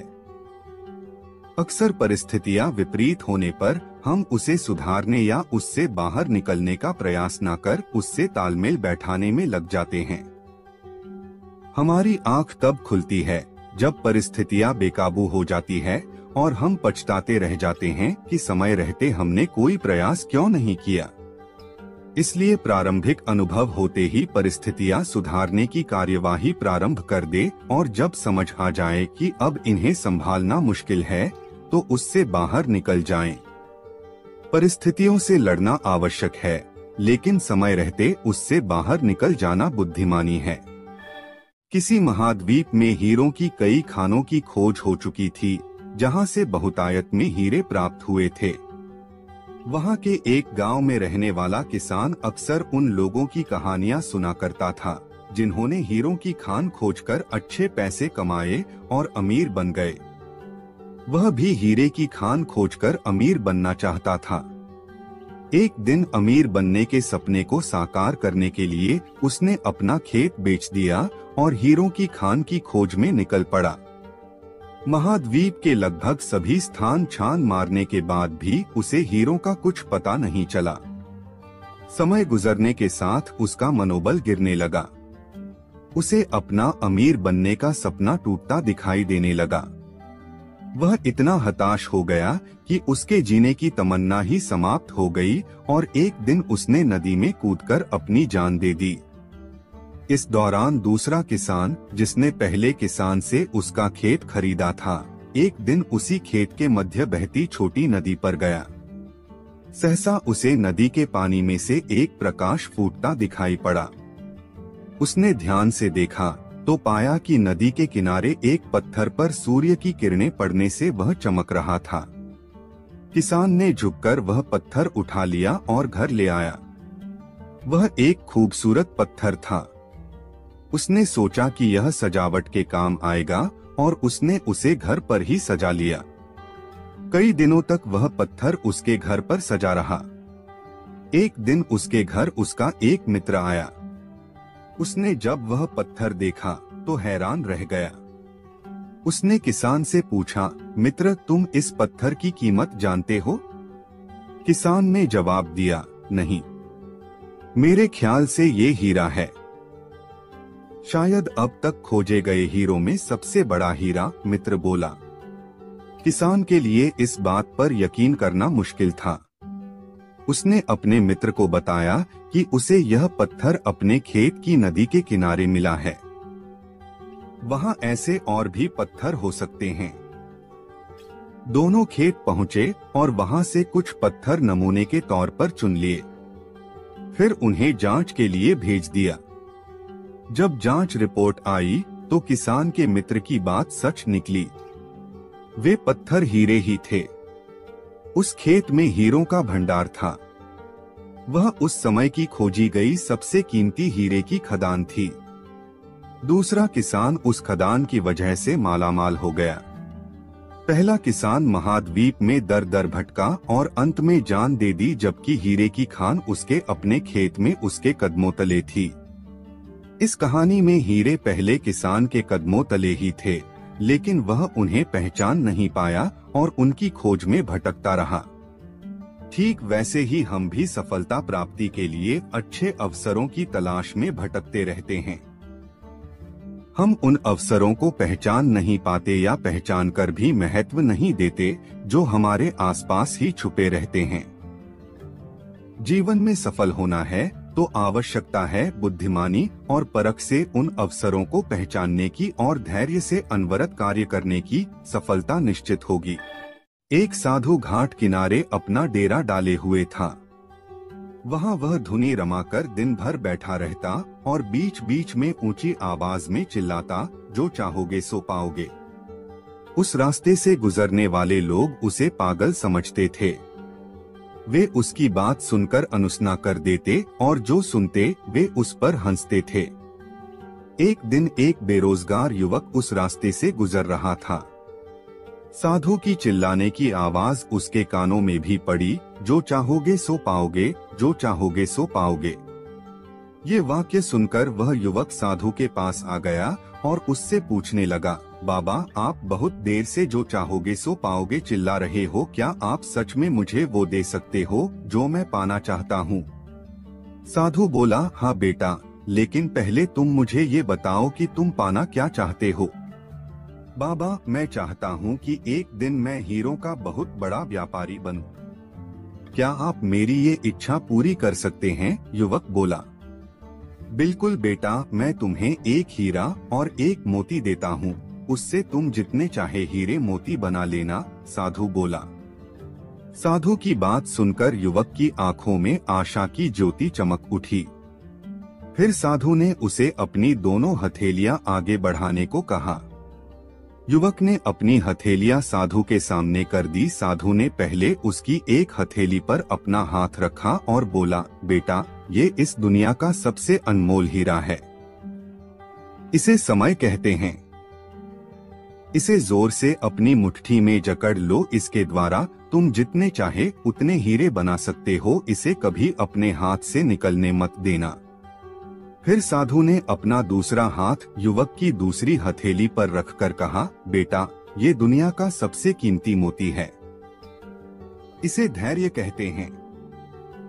जब किसी कार्य में समय लगाने के बाद भी वांछित परिणाम प्राप्त ना हो तो इस धैर्य नामक मोती को धारण कर लेना। यदि यह मोती तुम्हारे पास है तो तुम दुनिया में जो चाहो वो हासिल कर सकते हो। युवक ने ध्यान से साधु की बात सुनी और उन्हें धन्यवाद कर वहां से चल पड़ा। उसे सफलता प्राप्ति के 2 गुरु मंत्र मिल गए थे। उसने निश्चय किया कि वह कभी अपना समय व्यर्थ नहीं गंवाएगा और सदा धैर्य से काम लेगा। कुछ समय बाद उसने हीरे के एक बड़े व्यापारी के यहाँ काम करना प्रारंभ किया। कुछ वर्षों तक वह दिल लगाकर व्यवसाय का हर गुर सीखता रहा और एक दिन अपनी मेहनत और लगन से अपना सपना साकार करते हुए हीरे का बहुत बड़ा व्यापारी बना। लक्ष्य प्राप्ति के लिए सदा समय और धैर्य नाम के हीरे मोती अपने साथ रखें। अपना समय कभी व्यर्थ ना जाने दें और कठिन समय में धैर्य का दामन ना छोड़ें। सफलता अवश्य प्राप्त होगी। मछलियां सालों से बहुताओं की प्रिय खाद्य पदार्थ रही हैं। वे इसे अपने भोजन का एक अभिन्न अंग मानते हैं। ताजी मछलियों का स्वाद उन्हें बहुत पसंद है। लेकिन तटों पर मछलियों के अभाव के कारण मछुआरों को समुद्र के बीच जाकर मछलियां पकड़नी पड़ती हैं।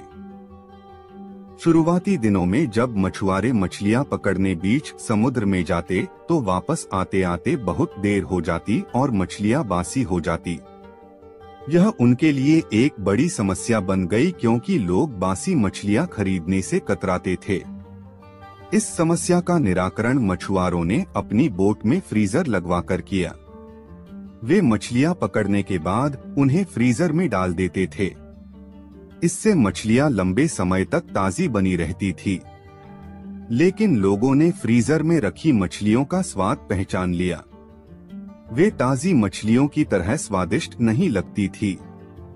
लोग उन्हें खास पसंद नहीं करते थे और खरीदना नहीं चाहते थे। मछुआरों के मध्य इस समस्या का हल निकालने के लिए फिर से सोच विचार की प्रक्रिया प्रारंभ हुई। आखिरकार इसका हल भी मिल गया। सभी मछुआरों ने अपनी बोट में फिश टैंक बनवा लिया। मछलियां पकड़ने के बाद वे उन्हें पानी से भरे फिश टैंक में डाल देते। इस तरह वे ताजी मछलियां बाजार तक लाने लगे। लेकिन इसमें भी एक समस्या आ खड़ी हुई। फिश टैंक में मछलियां कुछ देर तक इधर उधर विचरण करती, लेकिन ज्यादा जगह न होने के कारण कुछ देर बाद स्थिर हो जाती। मछुआरे जब किनारे तक पहुंचते तो वे सांस तो ले रही होती थी, लेकिन समुद्री जल में स्वतंत्र विचरण करने वाली मछलियों वाला स्वाद उनमें नहीं होता था। लोग चखकर ये अंतर कर लेते थे। ये मछुआरों के लिए फिर से परेशानी का सबब बन गई। इतनी कोशिश करने के बाद भी समस्या का कोई स्थायी हल नहीं निकल पा रहा था। फिर से उनकी बैठक हुई और सोच विचार प्रारंभ हुआ। सोच विचार कर जो हल निकाला गया उसके अनुसार मछुआरों ने मछलियां पकड़कर फिश टैंक में डालना जारी रखा, लेकिन साथ में उन्होंने एक छोटी शार्क मछली भी टैंक में डालनी शुरू कर दी। शार्क मछलियां कुछ मछलियों को मारकर खा जाती थी। इस तरह कुछ हानि मछुआरों को जरूर होती थी, लेकिन जो मछलियां किनारे तक पहुंचती थी उनमें स्फूर्ति और ताजगी बनी रहती थी। ऐसा शार्क मछली के कारण होता था क्योंकि शार्क मछली के डर से मछलियां पूरे समय अपनी जान बचाने सावधान और चौकन्नी रहती थी। इस तरह टैंक में रहने के बावजूद वे ताजी रहती थीं। इस तरकीब से मछुआरों ने अपनी समस्या का समाधान कर लिया। जब तक हमारी जिंदगी में शार्क रूपी चुनौतियां नहीं आती, हमारा जीवन टैंक में पड़ी मछलियों की तरह ही होता है, बेजान और नीरस। हम सांस तो ले रहे होते हैं, लेकिन हम में जिंदादिली नहीं होती। हम बस एक ही रूटीन से बंधकर रह जाते हैं। धीरे धीरे हम इसके इतने आदी हो जाते हैं कि चुनौतियां आने पर बड़ी जल्दी उसके सामने दम तोड़ देते हैं या हार मान जाते हैं। धीरे धीरे चुनौतियों और मेहनत के डर से हम बड़े सपने देखना छोड़ देते हैं और हालातों से समझौता कर साधारण जीवन व्यतीत करने लगते हैं। यदि जीवन में बड़ी और असाधारण सफलता हासिल करनी है तो बड़े सपने देखने होंगे। सपनों को वास्तविकता में परिवर्तित करने के लिए कड़ी मेहनत करनी होगी। चुनौतियों का सामना करने के लिए खुद को तैयार करना होगा, तभी बड़ी और असाधारण सफलता की प्राप्ति होगी। एक शहर में एक परिश्रमी, ईमानदार और सदाचारी लड़का रहता था। माता पिता, भाई बहन, मित्र, रिश्तेदार सब उसे बहुत प्यार करते थे। सबकी सहायता को तत्पर रहने के कारण पड़ोसी से लेकर सहकर्मी तक उसका सम्मान करते थे। सब कुछ अच्छा था, किंतु जीवन में वह जिस सफलता प्राप्ति का सपना देखा करता था वह उससे कोसों दूर था। वह दिन रात जी जान लगाकर मेहनत करता, किंतु असफलता ही उसके हाथ लगती। उसका पूरा जीवन ऐसे ही निकल गया और अंत में जीवन चक्र से निकलकर वह कालचक्र में समा गया। चूंकि उसने जीवन में सुकर्म किए थे, इसलिए उसे स्वर्ग की प्राप्ति हुई। देवदूत उसे लेकर स्वर्ग पहुँचे। स्वर्गलोक का अलौकिक सौंदर्य देख वह मंत्रमुग्ध हो गया और देवदूत से बोला, ये कौन सा स्थान है? ये स्वर्गलोक है। तुम्हारे अच्छे कर्म के कारण तुम्हें स्वर्ग में स्थान प्राप्त हुआ है। अब से तुम यहीं रहोगे, देवदूत ने उत्तर दिया। यह सुनकर लड़का खुश हो गया। देवदूत ने उसे वह घर दिखाया जहां उसके रहने की व्यवस्था की गई थी। वह एक आलीशान घर था। इतना आलीशान घर उसने अपने जीवन में कभी नहीं देखा था। देवदूत उसे घर के भीतर लेकर गया और एक एक कर सारे कक्ष दिखाने लगा। सभी कक्ष बहुत सुंदर थे। अंत में वह उसे एक ऐसे कक्ष के पास लेकर गया जिसके सामने स्वप्न कक्ष लिखा हुआ था। जब वे उस कक्ष के अंदर पहुंचे तो लड़का यह देखकर दंग रह गया कि वहां बहुत सारी वस्तुओं के छोटे छोटे प्रतिरूप रखे हुए थे। ये वही वस्तुएं थीं जिन्हें पाने के लिए उसने आजीवन मेहनत की थी, किंतु हासिल नहीं कर पाया था। आलीशान घर, कार, उच्चाधिकारी का पद और ऐसी ही बहुत सी चीजें जो उसके सपनों में ही रह गए थे। वह सोचने लगा कि इन चीजों को पाने के सपने मैंने धरती लोक में देखे थे, किंतु वहां तो ये मुझे मिले नहीं। अब यहाँ इनके छोटे प्रतिरूप इस तरह क्यों रखे हुए हैं? वह अपनी जिज्ञासा पर नियंत्रण नहीं रख पाया और पूछ बैठा, ये सब यहाँ इस तरह, इसके पीछे क्या कारण है? देवदूत ने उसे बताया, मनुष्य अपने जीवन में बहुत से सपने देखता है और उनके पूरा हो जाने की कामना करता है, किंतु कुछ ही सपनों के प्रति वह गंभीर होता है और उन्हें पूरा करने का प्रयास करता है। ईश्वर और ब्रह्मांड मनुष्य के हर सपने पूरा करने की तैयारी करते हैं, लेकिन कई बार असफलता प्राप्ति से हताश होकर और कई बार दृढ़ निश्चय की कमी के कारण मनुष्य उस क्षण प्रयास करना छोड़ देता है जब उसके सपने पूरे होने वाले ही होते हैं। उसके वही अधूरे सपने यहाँ प्रतिरूप के रूप में रखे हुए हैं। तुम्हारे सपने भी यहाँ प्रतिरूप के रूप में रखे हैं। तुमने अंत समय तक हार न मानी होती तो उसे अपने जीवन में प्राप्त कर चुके होते। लड़के को अपने जीवन काल में की गई गलती समझ आ गई, किंतु मृत्यु पश्चात अब वह कुछ नहीं कर सकता था। किसी भी सपने को पूर्ण करने की दिशा में काम करने के पूर्व यह दृढ़ निश्चय कर ले कि चाहे कितनी भी मुश्किलें क्यों न आए, चाहे कितनी बार भी असफलता का सामना क्यों न करना पड़े, अपने सपनों को पूरा करने की दिशा में तब तक प्रयास करते रहेंगे जब तक वे पूरे नहीं हो जाते। अन्यथा समय निकल जाने के बाद यह मलाल रह जाएगा कि काश मैंने थोड़ा प्रयास और किया होता। अपने सपनों को अधूरा मत रहने दीजिए। दृढ़ निश्चय और अथक प्रयास से उन्हें हकीकत में तब्दील करके ही दम लीजिए। एक गांव में एक किसान रहता था। उसका गांव के बाहर एक छोटा सा खेत था। एक बार फसल बोने के कुछ दिनों बाद उसके खेत में चिड़िया ने घोंसला बना लिया। कुछ समय बीता तो चिड़िया ने वहां 2 अंडे भी दे दिए। उन अंडों में से 2 छोटे छोटे बच्चे निकल आए। वे बड़े मजे से उस खेत में अपना जीवन गुजारने लगे। कुछ महीनों बाद फसल कटाई का समय आ गया।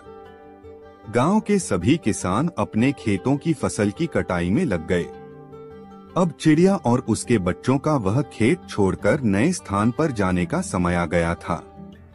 एक दिन खेत में चिड़िया के बच्चों ने किसान को यह कहते सुना कि कल मैं फसल कटाई के लिए अपने पड़ोसी से पूछूंगा और उसे खेत में भेजूंगा। यह सुनकर चिड़िया के बच्चे परेशान हो गए। उस समय चिड़िया कहीं गई हुई थी। जब वह वापस लौटी तो बच्चों ने उसे किसान की बात बताते हुए कहा, माँ, आज हमारा यहाँ अंतिम दिन है। रात में हमें दूसरे स्थान के लिए यहाँ से निकलना होगा। चिड़िया ने उत्तर दिया, इतनी जल्दी नहीं बच्चों, मुझे नहीं लगता कि कल खेत में फसल की कटाई होगी। चिड़िया की कही बात सही साबित हुई। दूसरे दिन किसान का पड़ोसी खेत में नहीं आया और फसल की कटाई न हो सकी। शाम को किसान खेत में आया और खेत को जैसे का तैसा देख बुदबुदाने लगा कि ये पड़ोसी तो नहीं आया। ऐसा करता हूँ, कल अपने किसी रिश्तेदार को भेज देता हूँ। चिड़िया के बच्चों ने फिर से किसान की बात सुन ली और परेशान हो गए।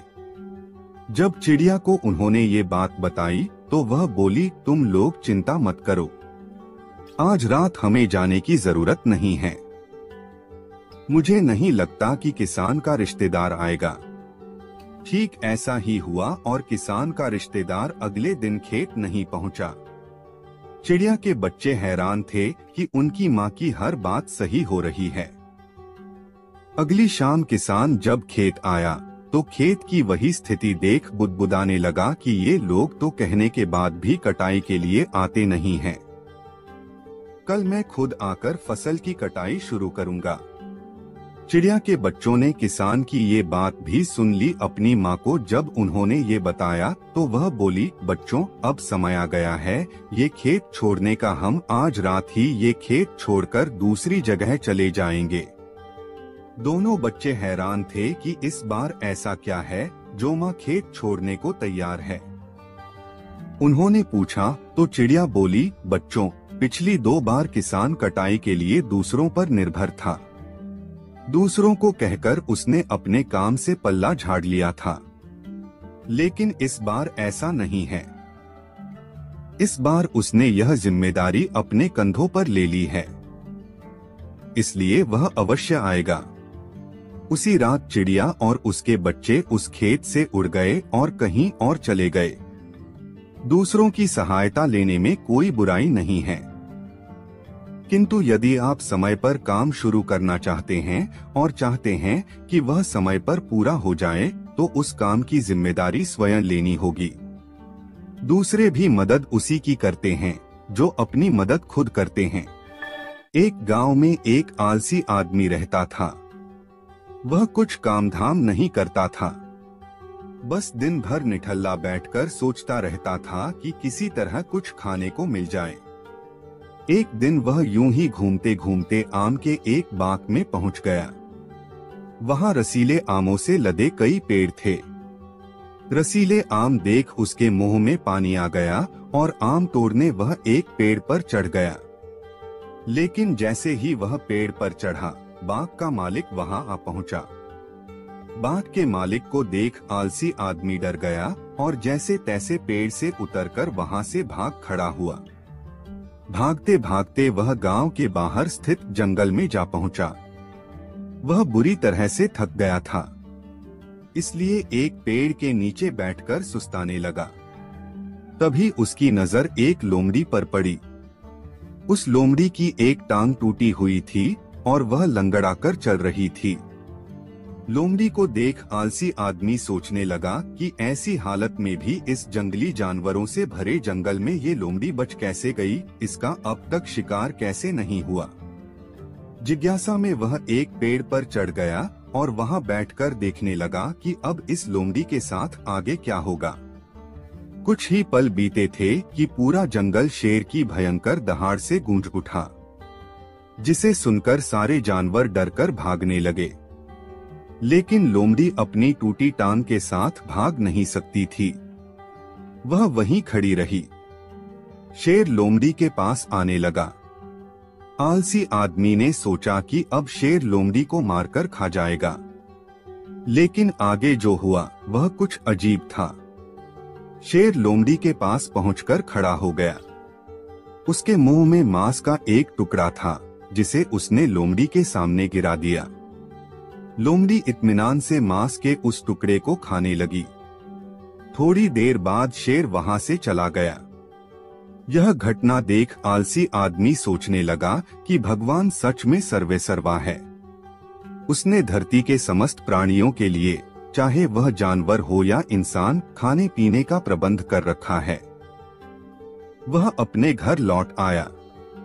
घर आकर वह 2 से 3 दिन तक बिस्तर पर लेटकर प्रतीक्षा करने लगा कि जैसे भगवान ने शेर के द्वारा लोमड़ी के लिए भोजन भिजवाया था, वैसे ही उसके लिए भी कोई न कोई खाने पीने का सामान ले आएगा। लेकिन ऐसा कुछ नहीं हुआ। भूख से उसकी हालात खराब होने लगी। आखिरकार उसे घर से बाहर निकलना ही पड़ा। घर के बाहर उसे एक पेड़ के नीचे बैठे हुए बाबा दिखाई पड़े। वह उनके पास गया और जंगल का सारा वृतांत सुनाते हुए वह बोला, बाबा जी, भगवान मेरे साथ ऐसा क्यों कर रहे हैं? उनके पास जानवरों के लिए भोजन का प्रबंध है, लेकिन इंसानों के लिए नहीं। बाबा जी ने उत्तर दिया, बेटा, ऐसी बात नहीं है। भगवान के पास सारे प्रबंध है, दूसरों की तरह तुम्हारे लिए भी, लेकिन बात यह है कि वे तुम्हें लोमड़ी नहीं शेर बनाना चाहते हैं। हम सबके भीतर क्षमताओं का असीम भंडार है, बस अपनी अज्ञानतावश हम उन्हें पहचान नहीं पाते और स्वयं को कमतर समझकर दूसरों की सहायता की प्रतीक्षा करते रहते हैं। स्वयं की क्षमता पहचानिए, दूसरों की सहायता की प्रतीक्षा मत करिए। इतने सक्षम बनिए कि आप दूसरों की सहायता कर सकें। एक बार की बात है, एक राजा किसी बात पर अपने वजीर से नाराज हो गया। नाराजगी में उन्होंने वजीर के लिए फांसी की सजा का ऐलान कर दिया। फांसी का समय शाम के 6 बजे मुकर्रर किया गया। फांसी की सजा दिए जाते समय वजीर दरबार में उपस्थित नहीं था। राजा ने सैनिकों को आदेश दिया, जाओ, जाकर वजीर को बता दो कि शाम को ठीक 6 बजे उसे फांसी पर लटका दिया जाएगा। राजा का आदेश मान 2 सैनिक वजीर के घर पहुँचे। वह दोनों सैनिक वजीर के घर के अंदर गए। अंदर जाने पर उन्होंने देखा कि वहाँ तो जश्न का माहौल है। उस दिन वजीर का जन्मदिन था। उसके घर पर रिश्तेदारों और दोस्तों की चहल पहल थी। संगीत बज रहा था, नाच गाना चल रहा था। पूरे घर में पकवान की खुशबू फैल रही थी। कुल मिलाकर वहाँ का माहौल बड़ा खुशनुमा था। सैनिकों ने भरी महफिल में ऐलान कर वजीर को फांसी की सजा के बारे में बताया। यह भी बताया कि फांसी शाम 6 बजे दी जाएगी। यह ऐलान सुनकर वहां मौजूद हर शख्स हैरान रह गया। फौरन संगीत और नाच गाना बंद कर दिया गया। रिश्तेदार, दोस्त और परिवारजन उदास हो गए। तभी कमरे में छाई खामोशी में वजीर की आवाज गूंजी, ऊपर वाले का लाख लाख शुक्रिया कि उसने फांसी के लिए शाम 6 बजे तक का वक्त दे दिया। तब तक हम सब जश्न मना सकते हैं। वजीर की बात सुनकर दोस्तों, रिश्तेदारों और परिवारजनों ने कहा, कैसी बात कर रहे हो? फांसी की सजा सुनाई गई है तुम्हें और तुम जश्न मनाना चाहते हो। वजीर ने किसी तरह सबको समझाया और जश्न फिर से शुरू करवाया। दोस्त उदास थे, लेकिन वजीर की खुशी के लिए जश्न में शामिल हो गए। यह खबर सैनिकों द्वारा राजा तक पहुंचाई गई। राजा पूरा माजरा जानने वजीर के घर पहुंच गया। वहां पहुंचकर तो वह भी दंग रह गया। उसने वजीर से कहा, तुम पागल हो गए हो क्या? शाम 6 बजे तुम्हें फांसी पर लटका दिया जाएगा और तुम जश्न मना रहे हो। वजीर बड़े ही अदब से बोला, हुजूर, आपका बहुत बहुत शुक्रिया कि आपने फांसी का वक्त शाम 6 बजे मुकर्रर किया। इस तरह मुझे शाम 6 बजे तक का वक्त मिल सका। यदि आप मुझे ये वक्त न देते तो मैं अपने परिवार, दोस्तों और रिश्तेदारों के साथ जश्न कैसे मना पाता। फांसी पर लटकने के पहले मेरे पास शाम तक का वक्त है, ये मैं क्यों जाया करूं। मेरे पास जितना भी वक्त है उसे मैं खुशी खुशी गुजारना चाहता हूं। ये बात सुनकर राजा ने वजीर को गले लगा लिया और कहा, जिस इंसान को वक्त की कदर है, जो जिंदगी का हर लम्हा खुशी खुशी गुजारना चाहता है, उसे मौत कैसे दी जा सकती है। उसे जीने का पूरा हक है। तुम्हारी बातों ने हमारा दिल खुश कर दिया। तुम्हारी फांसी की सजा माफ की जाती है। जिंदगी खूबसूरत है, इसका हर लम्हा खुशी के साथ गुजारें। ये जरूर है कि जिंदगी में कई बार मुश्किलों भरा वक्त सामने आ खड़ा होता है और हम परेशान हो जाते हैं। ऐसे में हम जिंदगी जीना ही छोड़ देते हैं। मुश्किलों से हारे नहीं, उसका सामना करें और खुशी के साथ करें। जो भी समय आपके पास है उसका पूरा सदुपयोग करें। ये जिंदगी बार बार नहीं मिलने वाली, इसे खुलकर जिएं। राजस्थान के एक गांव में रहने वाला एक व्यक्ति हमेशा किसी न किसी समस्या से परेशान रहता था और इस कारण अपने जीवन से बहुत दुखी था। एक दिन उसे कहीं से जानकारी प्राप्त हुई कि एक पीर बाबा उसके गांव में पधारे हैं। उसने तय किया कि वह पीर बाबा से मिलेगा और अपने जीवन की समस्याओं के समाधान का उपाय पूछेगा। शाम को वह उस स्थान पर पहुंचा जहां पीर बाबा रुके हुए थे। कुछ समय प्रतीक्षा करने के उपरांत उसे पीर बाबा से मिलने का अवसर प्राप्त हो गया। वह उन्हें प्रणाम कर बोला, बाबा, मैं अपने जीवन में एक के बाद एक आ रही समस्याओं से बहुत परेशान हूँ। एक से छुटकारा मिलता नहीं कि दूसरी सामने खड़ी हो जाती है। घर की समस्या, काम की समस्या, स्वास्थ्य की समस्या और जाने कितनी ही समस्याएं। ऐसा लगता है कि मेरा पूरा जीवन समस्याओं से घिरा हुआ है। कृपा करके कुछ ऐसा उपाय बताएं कि मेरे जीवन की सारी समस्याएं खत्म हो जाएं और मैं शांतिपूर्ण और खुशहाल जीवन जी सकूं। उसकी पूरी बात सुनने के बाद पीर बाबा मुस्कुराए और बोले, बेटा, मैं तुम्हारी समस्या समझ गया हूँ। उन्हें हल करने के उपाय मैं तुम्हें कल बताऊंगा। इस बीच तुम मेरा एक छोटा सा काम कर दो। व्यक्ति तैयार हो गया। पीर बाबा बोले, बेटा, मेरे काफिले में कुछ ऊंट है। मैं चाहता हूं कि आज रात तुम उनकी रखवाली करो। जब सभी ऊंट बैठ जाएं, तब तुम सो जाना। व्यक्ति ऊंटों की देखभाल करने चला गया। अगली सुबह पीर बाबा ने उसे बुलाकर पूछा, बेटा, तुम्हें रात को नींद तो अच्छी आई ना? कहा, बाबा, पूरी रात मैं एक पल के लिए भी सो न सका। मैंने बहुत प्रयास किया कि सभी ऊंट एक साथ बैठ जाएं, ताकि मैं चैन से सो सकूं, किंतु मेरा प्रयास सफल न हो सका। कुछ ऊंट तो स्वतः बैठ गए, कुछ मेरे बहुत प्रयास करने पर भी नहीं बैठे। कुछ बैठ भी गए तो दूसरे उठ खड़े हुए। इस तरह पूरी रात बीत गई। व्यक्ति ने उत्तर दिया। पीर बाबा मुस्कुराए और बोले, यदि मैं गलत नहीं हूँ तो तुम्हारे साथ कल रात यह हुआ। कई ऊंट खुद ब खुद बैठ गए। कईयों को तुमने अपने प्रयासों से बैठाया। कई तुम्हारे बहुत प्रयासों के बाद भी नहीं बैठे। बाद में तुमने देखा कि वे उनमें से कुछ अपने आप ही बैठ गए। बिल्कुल ऐसा ही हुआ बाबा, व्यक्ति तत्परता से बोला। तब पीर बाबा ने उसे समझाते हुए कहा, क्या तुम समझ पाए कि जीवन की समस्याएं इसी तरह है?